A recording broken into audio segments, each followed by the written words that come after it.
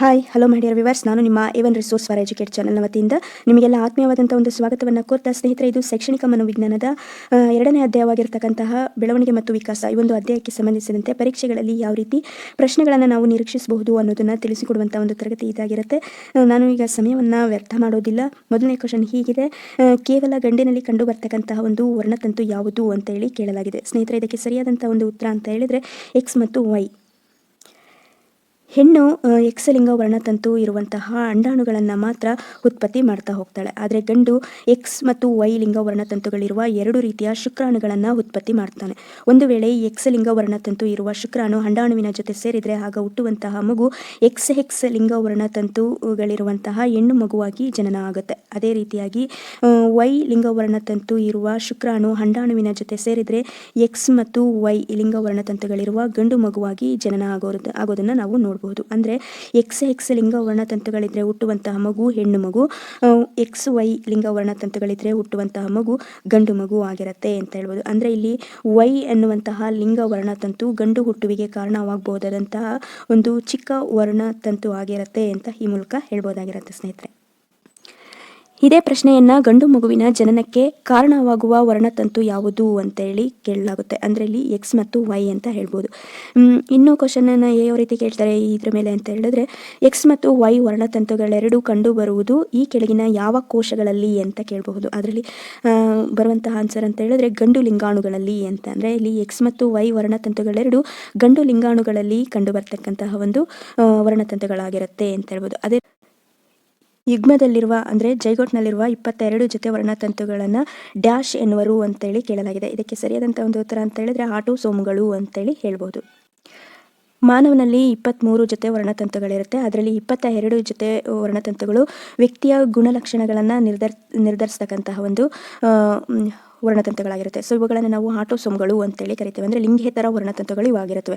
ಅಂದರೆ ಮಗುವಿನ ಕಣ್ಣಿನ ಬಣ್ಣ ಆಗಿರ್ಬೋದು, ಚರ್ಮದ ಬಣ್ಣ ಆಗಿರ್ಬೋದು, ಬೆರಳುಗಳ ರಚನೆ, ಕಾಲಿನ ರಚನೆ ಮತ್ತು ದೇಹದ ರಚನೆ ಮತ್ತು ಇನ್ನೊಂದು ಮಗುವಿನ ಅಂದ, ಇವುಗಳನ್ನೆಲ್ಲವನ್ನು ಸಹ ನಿರ್ಧರಿಸುವಂಥ ಅಂದರೆ ಹೈಟು ವೇಟು ಇವುಗಳನ್ನೆಲ್ಲವನ್ನು ನಿರ್ಧರಿಸ್ತಕ್ಕಂತಹವುಗಳು ಅಂತ ಹೇಳಿದರೆ ಆ 22 ಜೊತೆ ಏನು ವರ್ಣತಂತುಗಳಿರ್ತವಲ್ಲ ಅವುಗಳನ್ನು ನಾವು ಆಟೋಸೋಮ್ಸ್ಗಳು ಅಂತೇಳಿ ಕರಿತೇವೆ. ಅಂದರೆ ಇವು ಲಿಂಗೇತರ ವರ್ಣತಂತುಗಳಾಗಿರುತ್ತವೆ.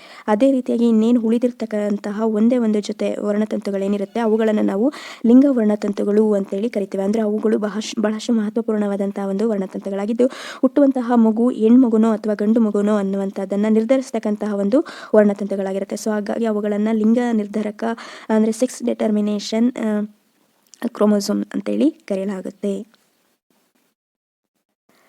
ಪೀನೋಟೈಪ್ ಎಂದರೆ ಅಂತ ಹೇಳಿ ಮೂರನೇ ಕ್ವಶನನ್ನು ಕೇಳಲಾಗಿದೆ. ಇಲ್ಲಿ ಪೀನೋಟೈಪ್ ಎಂದರೆ ಅಂತ ಹೇಳಿದ್ರೆ ಯಾವುದನ್ನು ವಂಶವಾಹಿಗಳಲ್ಲಿ ನೋಡಲು ಸಾಧ್ಯವಿದೆಯೋ ಅವುಗಳನ್ನು ನಾವು ಪೀನೋಟೈಪ್ ಅಂತ ಹೇಳಿ ಕರಿತೇವೆ ಅಂತ ಹೇಳ್ಬೋದು. ಬುದ್ಧಿಶಕ್ತಿಯು ಸಂಪೂರ್ಣವಾಗಿ ಆನುವಂಶೀಯದ್ದಾಗಿದೆ ಅಂತ ಹೇಳಿ ಕ್ವಶನನ್ನು ಕೇಳಲಾಗಿದೆ. ಇದು ಸರಿ, ಹೌದು. ಹೇಗೆ ಅಂತ ಹೇಳಿದ್ರೆ ಬುದ್ಧಿಶಕ್ತಿ ಬೆಳವಣಿಗೆಯಲ್ಲಿ ಆನುವಂಶೀಯತೆ ಪ್ರಮುಖ ಪ್ರಭಾವ ಬೀರುತ್ತದೆ ಅಂತ ಹೇಳಿ ಇತ್ತೀಚಿನ ಅಧ್ಯಯನಗಳು ಖಚಿತಪಡಿಸಿರೋದನ್ನು ನಾವು ನೋಡಬಹುದು. ಅಂದರೆ ಫೋಮಿನ್ ರವರು ಇವರು ಮನೋಶಾಸ್ತ್ರಜ್ಞರಾಗಿದ್ದು ಇವರು ನಡೆಸಿರ್ತಕ್ಕಂತಹ ಅಧ್ಯಯನದಲ್ಲಿ ಬುದ್ಧಿಶಕ್ತಿ ಬೆಳವಣಿಗೆ ಮೇಲೆ ಪರಿಸರದ ಪ್ರಭಾವಕ್ಕಿಂತ ಆನುವಂಶೀಯತೆಯ ಪ್ರಭಾವ ಹೆಚ್ಚು ಅಂತ ಹೇಳಿರೋದು ನಮಗೆ ತಿಳಿದು ಬಂದಿದೆ. ಅದರಿಂದ ವಂಶಪಾರಂಪರ್ಯವಾಗಿ ತಂದೆ ತಾಯಿಯರಿಂದ ಮಕ್ಕಳಿಗೆ ಬರುವ ವಂಶವಾಹಿಗಳಾದ ವರ್ಣತಂತುಗಳು ಮೀನ್ಸ್ ಕ್ರೋಮೋಸೋಮ್ಸ್ ಅಂತ ಏನು ಕರಿತೀವಿ ಅವುಗಳಲ್ಲಿರುವಂತಹ ಒಂದು ಗುಣಾಂಶ ನಿರ್ಧಾರಕಗಳಾದ ಗುಣಾಣುಗಳು ಮೀನ್ಸ್ ಜೀನ್ಸ್ ಇವು ಪ್ರಮುಖವಾದಂಥ ಒಂದು ಪಾತ್ರವನ್ನು ವಹಿಸುತ್ತವೆ ಅಂತ ಹೇಳ್ತಾರೆ. ಅದೇ ರೀತಿಯಾಗಿ ಇವುಗಳಲ್ಲಿ ಏನೇ ದೋಷಗಳು ಕಂಡು ಬಂದರೂ ಅವು ಮಗುವಿನ ಬುದ್ಧಿಶಕ್ತಿ ಬೆಳವಣಿಗೆಯ ಮೇಲೆ ಮಾರಕ ಪರಿಣಾಮವನ್ನು ಉಂಟು ಮಾಡುತ್ತವೆ. ಕೆಲವು ರೀತಿಯ ಬುದ್ಧಿಮಾಂದ್ಯತೆಗಳಿಗೆ ದೋಷಯುತವಾದಂಥ ವಂಶವಾಹಿಗಳೇ ಕಾರಣ ಅಂತ ಹೇಳಿ ಫೋಮಿನ್ ರವರು ತಮ್ಮ ಒಂದು ಅಧ್ಯಯನಗಳ ಮೂಲಕವಾಗಿ ಖಚಿತಪಡಿಸಿರೋದನ್ನು ನಾವು ಕಾಣಬಹುದಾಗಿರುತ್ತೆ ಸ್ನೇಹಿತರೆ. ಅಂದರೆ ಇಲ್ಲಿ ಬುದ್ಧಿಶಕ್ತಿ ಅನ್ನೋದು ಒಂದು ಹುಟ್ಟು ಗುಣ ಆಗಿರುತ್ತೆ. ಇದು ಮೂಲತಃ ಹುಟ್ಟಿನಿಂದಲೇ ವ್ಯಕ್ತಿ ಪಡಿತಾ ಹೋಗ್ತಾನೆ. ಸೊ ಬುದ್ಧಿಶಕ್ತಿಯ ಹೆಚ್ಚಳವು ಅಥವಾ ಕಡಿಮೆ ಆಗೋದು ಮೂಲ ಬುದ್ಧಿಶಕ್ತಿಯನ್ನೇ ಆಧರಿಸಿರುತ್ತೆ. ಇದು ಸ್ಥಿರವಾಗಿದ್ದು ಬಾಲ್ಯದಿಂದ ಬುದ್ಧಿಶಕ್ತಿಯು ಬೆಳೆಯುತ್ತಾ ಸಾಗಿ ತಾರುಣ್ಯಾವಸ್ಥೆಯಲ್ಲಿ ಸ್ಥಿರವಾಗುತ್ತೆ. ಇದು ಜೀವನದ ಪರ್ಯಂತ ಅದೇ ಮಟ್ಟದಲ್ಲಿರುತ್ತೆ ಅಂತ ಹೇಳಬಹುದು. ಇನ್ನು ಮುಂದೆ ಪಡೆಯುವಂಥ ವಿಷಯಗಳೇನಿದೆಯೋ ಅವುಗಳೆಲ್ಲವೂ ಸಹ ಅನುಭವವಾಗಿರುತ್ತದೆಯೇ ಹೊರತು ಮೂಲ ಚಿಂತನೆಯಲ್ಲಿ ಬದಲಾವಣೆ ಹೊಂದೋದಿಲ್ಲ ಅಂತ ಹೇಳ್ಬಿಟ್ಟು ಮನೋವಿಜ್ಞಾನಿಗಳು ಹೇಳ್ತಾ ಹೋಗ್ತಾರೆ. ಸೊ ಅವನ ಒಂದು ತಾರ್ಕಿಕ ಚಿಂತನೆ ವಿವೇಚನಾ ಮಟ್ಟ ಸ್ಥಿರವಾಗಿರುತ್ತೆ. ಅಂದರೆ ಒಂದು ಮಗುವಿನ ತಾರ್ಕಿಕ ಚಿಂತನೆ ಅಥವಾ ವಿವೇಚನಾ ಮಟ್ಟ ಸ್ಥಿರವಾಗಿರೋದನ್ನು ನಾವಿಲ್ಲಿ ನೋಡಬಹುದಾಗಿರುತ್ತೆ. ಬುದ್ಧಿಶಕ್ತಿಯು ಪರಿಸರದ ಪ್ರಭಾವಕ್ಕೊಳಗಾಗಿದೆ ಅಂತ ಹೇಳ್ಬೋದು. ಅಂದರೆ ಕೆಲವೊಮ್ಮೆ ಹುಟ್ಟಿನಿಂದ ಕಡಿಮೆ ಬುದ್ಧಿಶಕ್ತಿಯನ್ನು ಹೊಂದಿದ್ರೂ ಯುಕ್ತವಾದಂತಹ ಒಂದು ಪರಿಸರವನ್ನು ಒದಗಿಸಿದರೆ ಬುದ್ಧಿಶಕ್ತಿಯ ಪ್ರಮಾಣವು ಹೆಚ್ಚಾಗ್ತಾ ಹೋಗುತ್ತೆ. ಇಲ್ಲಿ ಯಾವುದೇ ರೀತಿಯಾದಂತಹ ಲಿಂಗ ತಾರತಮ್ಯ ಇರೋದಿಲ್ಲ. ಬುದ್ಧಿಶಕ್ತಿಯು ಗಂಡು ಮತ್ತು ಹೆಣ್ಣು ಮಕ್ಕಳ ನಡುವೆ ಸಮಾನವಾಗಿರುತ್ತೆ ಅಂತ ಹೇಳ್ಬಿಟ್ಟು ನಾವು ಇಲ್ಲಿ ನೋಡಬಹುದಾಗಿರುತ್ತೆ. ಇನ್ನು ಮಾನವನ ವಿಕಾಸಕ್ಕೆ ಮೂಲ ಅಂತ ಹೇಳಿ 4 ಆಪ್ಷನ್ಗಳನ್ನು ಕೊಡಲಾಗಿದೆ. ಜೈವಿಕ ಕಾರಕಗಳು, ಆನುವಂಶೀಯ ಮತ್ತು ಪರಿಸರ ಕಾರಕಗಳು, ಮಾನವಶಾಸ್ತ್ರೀಯ ಕಾರಕಗಳು, ಸಾಮಾಜಿಕ ಮತ್ತು ಅಭಿಪ್ರೇರಣಾ ಕಾರಕಗಳು ಅಂತೇಳಿ. ಇದಕ್ಕೆ ಜೈವಿಕ ಕಾರಕಗಳು ಸರಿಯಾದಂತಹ ಒಂದು ಉತ್ತರ ಆಗಿರುತ್ತೆ. ಅದೇ ತಾನೇ ಜನಿಸಿದ ನವಜಾತ ಶಿಶು ತಂದೆಯಿಂದ ಡ್ಯಾಶ್ ವರ್ಣತಂತುಗಳನ್ನು ಹಾಗೂ ತಾಯಿಯಿಂದ ಡ್ಯಾಶ್ ವರ್ಣತಂತುಗಳನ್ನು ಪಡೆದುಕೊಂಡಿರುತ್ತದೆ ಅಂತ ಹೇಳಿ ಕೇಳಲಾಗಿದೆ. ಇದಕ್ಕೆ 23 ಮತ್ತು 23. ಅಂಡಾಣುವಿನಲ್ಲಿರುವ 23 ವರ್ಣತಂತುಗಳ ಜೊತೆ ಶುಕ್ರಾಣುವಿನಲ್ಲಿರುವ 23 ವರ್ಣತಂತುಗಳು ಜೊತೆಗೂಡಿ ಟೋಟಲ್ 46 ಮೀನ್ಸ್ 46 ಅಥವಾ 23 ಜೊತೆ ಅಂದರೆ 23 ಜೋಡಿ ವರ್ಣತಂತುಗಳಾಗುತ್ತವೆ ಅಂತ ಹೇಳ್ಬಹುದಾಗಿರುತ್ತೆ. ಈ ಒಂದು ಸಂಖ್ಯೆ ಮಾನವನ ಜೀವಕೋಶದಲ್ಲಿ ಇರಬೇಕಾದಂತಹ ವರ್ಣತಂತುಗಳ ಸಂಖ್ಯೆ ಆಗಿರುತ್ತೆ. ಹೀಗೆ ರೂಪುಗೊಂಡ ಯುಗ್ಮ ನಂತರ ಗರ್ಭಕೋಶದಲ್ಲಿ ನೆಲೆಗೊಂಡು ಬೆಳೆದು ಶಿಶುವಾಗಿ ಜನಿಸುತ್ತೆ ಅಂತ ಹೇಳ್ಬೋದಾಗಿರುತ್ತೆ ಸ್ನೇಹಿತರೆ. ಇನ್ನು 46 ವರ್ಣತಂತುಗಳೊಂದಿಗೆ ಡ್ಯಾಶ್ನಲ್ಲಿ ಜೀವ ಪ್ರಾರಂಭವಾಗುವುದು ಅಂತೇಳಿ ಕೇಳಲಾಗಿದೆ. ಇಲ್ಲಿ ಆಟೋಸೋಮ್ಗಳು, ಎಕ್ಸ್ ವರ್ಣತಂತುಗಳು, ವೈ ವರ್ಣತಂತುಗಳು ಯುಗ್ಮದಲ್ಲಿ ಅಂತೇಳಿ 4 ಆಪ್ಷನ್ಗಳನ್ನು ಕೊಡಲಾಗಿದೆ. ಸ್ನೇಹಿತರೆ, ಇಲ್ಲಿ ಏನು 46 ವರ್ಣತಂತುಗಳು ಇದೆ ಇವುಗಳು ಯುಗ್ಮದಲ್ಲಿ ಜೀವವನ್ನು ಪಡೆದುಕೊಳ್ತವೆ. ಸೊ ಇಲ್ಲಿ ಜೀವ ಅನ್ನೋದು ಪ್ರಾರಂಭವಾಗೋದು ಯುಗ್ಮದಲ್ಲಿ ಮೀನ್ಸ್ ಜೈಗೋಟ್ನಲ್ಲಿ. ಒಬ್ಬ ಸಾಮಾನ್ಯ ಮಾನವನ ದೇಹದಲ್ಲಿ ಡ್ಯಾಶ್ ವರ್ಣತಂತುಗಳು ಡ್ಯಾಶ್ ಜೊತೆಯಲ್ಲಿರುತ್ತವೆ ಅಂತೇಳಿ ಕ್ವಶನನ್ನು ಕೇಳಲಾಗಿದೆ. ಅಂದರೆ ಇಲ್ಲಿ ಬರುವಂತಹ ಉತ್ತರ ಅಂತೇಳಿದ್ರೆ 46, 23 ಅಂತ ಹೇಳಿದರೆ ಇಲ್ಲಿ 46 ವರ್ಣತಂತುಗಳು 23 ಜೊತೆಯಲ್ಲಿ ಇರುತ್ತವೆ ಅಂತ. ಅಂದರೆ 23 + 23 46 ಆಗುತ್ತೆ ಅಲ್ವಾ. ಸೊ ಹಾಗಾಗಿ ಇಲ್ಲಿ 46 ವರ್ಣತಂತುಗಳು 23 ಜೊತೆಯಲ್ಲಿರೋದನ್ನು ನಾವು ನೋಡ್ಬೋದು. ವಂಶವಾಹಿಗಳಲ್ಲಿ ಅಡಕವಾಗಿರುವ ಅನುವಂಶ ಗುಣಗಳು ಡ್ಯಾಶ್ರಿಂದ ಬರುತ್ತವೆ ಅಂತ ಹೇಳಿ ಕೇಳಲಾಗಿದೆ. ಅಂದರೆ ಇಲ್ಲಿ ತಂದೆ ಮತ್ತು ತಾಯಿಯಿಂದ ಬರುತ್ತವೆ ಅಂತ ಹೇಳ್ಬೋದು. ಮಾನವನ ಪ್ರತಿ ವರ್ಣತಂತುವಿನಲ್ಲಿ ಕಂಡುಬರುವ ಗುಣಾಣುಗಳ ಸಂಖ್ಯೆ ಸರಾಸರಿ ಡ್ಯಾಶ್ ಅಂತಲೂ ಕೂಡ ಕೇಳಬಹುದು. ಅಂದರೆ ಇಲ್ಲಿ ಮಾನವನ ಪ್ರತಿ ವರ್ಣತಂತುವಿನಲ್ಲಿ ಕಂಡುಬರ್ತಕ್ಕಂತಹ ಗುಣಾಣುಗಳ ಸಂಖ್ಯೆ 3000 ಆಗಿರುತ್ತೆ ಅಂತ ಹೇಳ್ಬೋದಾಗಿರುತ್ತೆ ನೋಡಿ ಸ್ನೇಹಿತರೆ. ಇನ್ನು ಎಕ್ಸ್ ವರ್ಣತಂತು ಮತ್ತು ವೈ ವರ್ಣತಂತುವಿನಂತೆ ಸ್ವಲ್ಪ ಡ್ಯಾಶ್ ಆಗಿದೆ ಅಂತ. ಅಂದರೆ ಇಲ್ಲಿ ಉದ್ದವಾಗಿದೆ ಅಂತ. ಅಂದರೆ ಎಕ್ಸ್ ವರ್ಣತಂತು ವೈ ವರ್ಣತಂತುವಿನಂತೆ ಸ್ವಲ್ಪ ಉದ್ದವಾಗಿರೋದನ್ನು ನಾವು ನೋಡ್ಬೋದಾಗಿರುತ್ತೆ. ಅಂದರೆ ಇಲ್ಲಿ ಶುಕ್ರಾಣುಗಳ ಗಾತ್ರ ಅಂಡಾಣುವಿನ ಗಾತ್ರಕ್ಕಿಂತ ಚಿಕ್ಕದಾಗಿರುತ್ತೆ. ಅಂದರೆ ಅಂಡಾಣು ಗಾತ್ರ ಸುಮಾರು 0.1 ಅಂದರೆ 0.1 ಮಿಲಿಮೀಟರ್ನಷ್ಟು ಇರುತ್ತೆ ಅಂತ ಹೇಳ್ಬೋದು.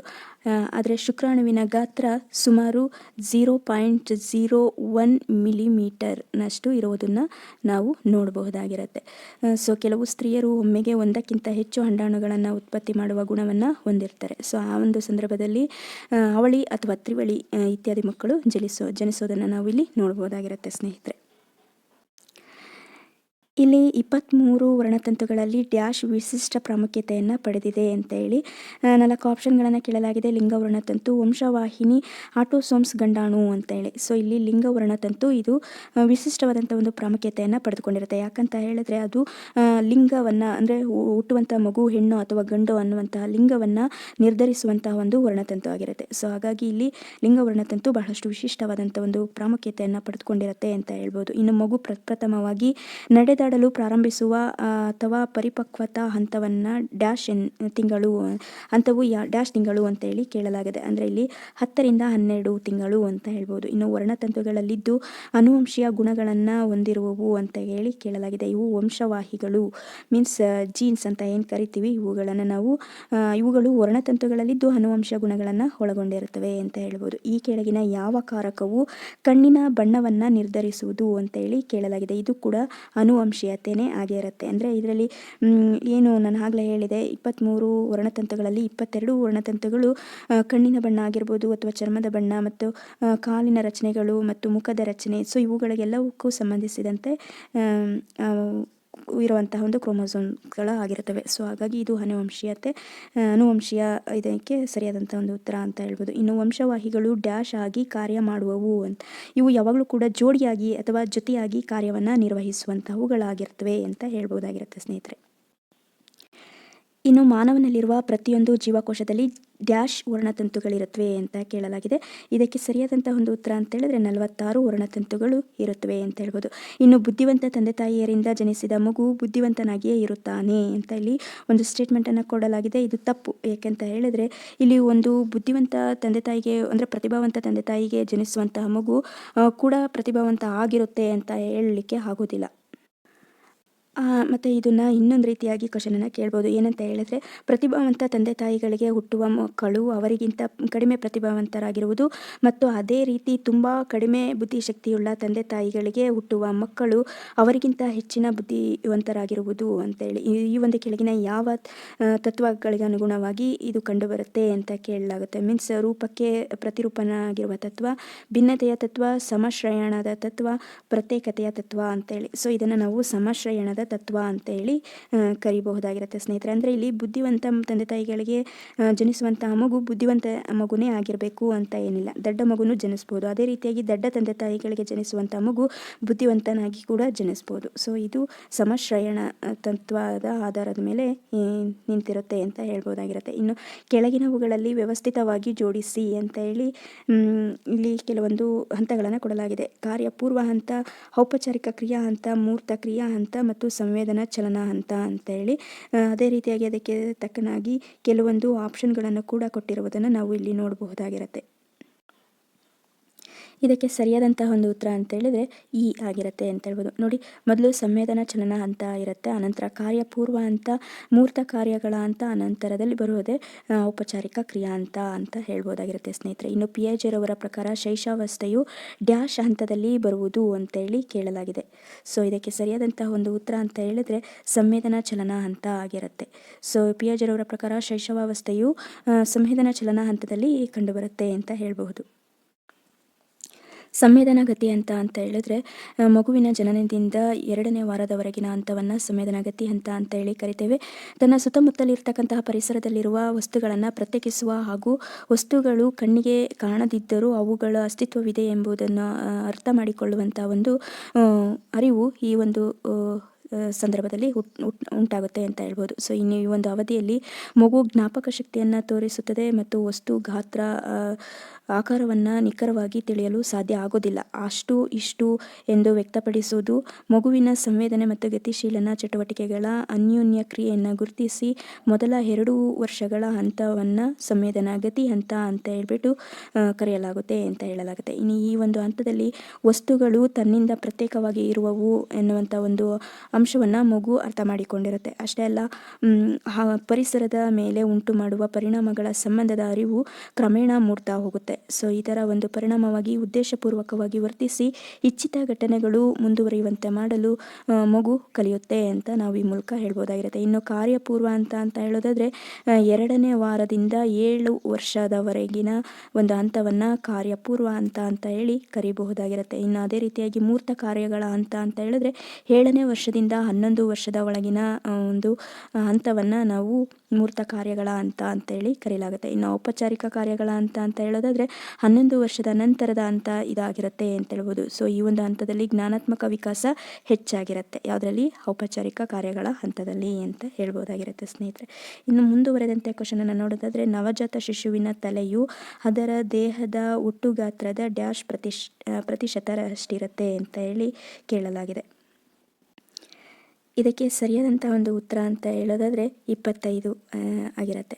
ಅಂದರೆ ನವಜಾತ ಶಿಶುವಿನ ತಲೆಯು ಅದರ ದೇಹದ ಒಟ್ಟು ಗಾತ್ರದ ಪ್ರತಿಶತ 25ರಷ್ಟಿರೋದನ್ನು ನಾವು ನೋಡ್ಬೋದಾಗಿರುತ್ತೆ. ಇನ್ನು ಅದೇ ರೀತಿಯಾಗಿ 6 ಅಥವಾ 7ನೇ ವರ್ಷದಲ್ಲಿರುವ ಉತ್ತರ ಬಾಲ್ಯಾವಸ್ಥೆಯ ಹಂತವನ್ನು ಪಿಯಾಜೆರವರು ಡ್ಯಾಶ್ ಎಂದು ಕರೆದಿದ್ದಾರೆ ಅಂತ ಹೇಳಿ ಕೇಳಲಾಗಿದೆ. ಸೊ ನಾನು ಈಗಾಗಲೇ ಹೇಳಿದೆ, ಸೊ ಕಾರ್ಯಪೂರ್ವ ಹಂತ ಅಂತ ಹೇಳಿ ಕರಿತೇವೆ ಅಂತ. ಅಂದರೆ ಇಲ್ಲಿ 2ನೇ ವರ್ಷದಿಂದ 7ನೇ ವರ್ಷದವರೆಗಿನ ಹಂತವೇ ಕಾರ್ಯಪೂರ್ವ ಹಂತ ಆಗಿರುತ್ತೆ. ಈ ಒಂದು ಹಂತದಲ್ಲಿ ಪದಗಳು ಮತ್ತು ಬಿಂಬಗಳನ್ನು ಪ್ರತಿನಿಧಿಸ್ತಾರೆ. ಅದೇ ರೀತಿಯಾಗಿ ಭಾಷೆ ಬೆಳವಣಿಗೆ ಆಗುತ್ತೆ.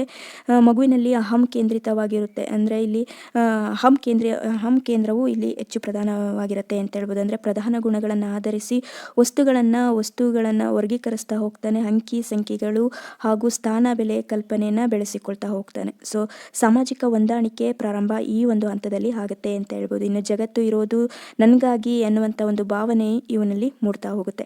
ಈ ಒಂದು ಹಂತದಲ್ಲಿ ಭಾಷೆ ಬೆಳೆಸ್ಕೊಳ್ತಾನೆ.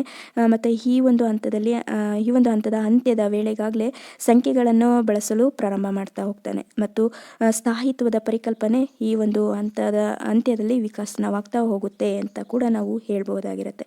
ಇನ್ನು ಪ್ರತಿಯೊಬ್ಬರ ಜೀವ ಪ್ರಾರಂಭವಾಗಿದ್ದು ಡ್ಯಾಶ್ ಕೋಶದಿಂದ ಅಂತ ಹೇಳಿ ಕೇಳಲಾಗಿದೆ. ಅಂದರೆ ಪ್ರತಿಯೊಬ್ಬ ವ್ಯಕ್ತಿಯ ಜೀವ ಪ್ರಾರಂಭವಾಗುವುದು ಒಂದು ಫಲಿತ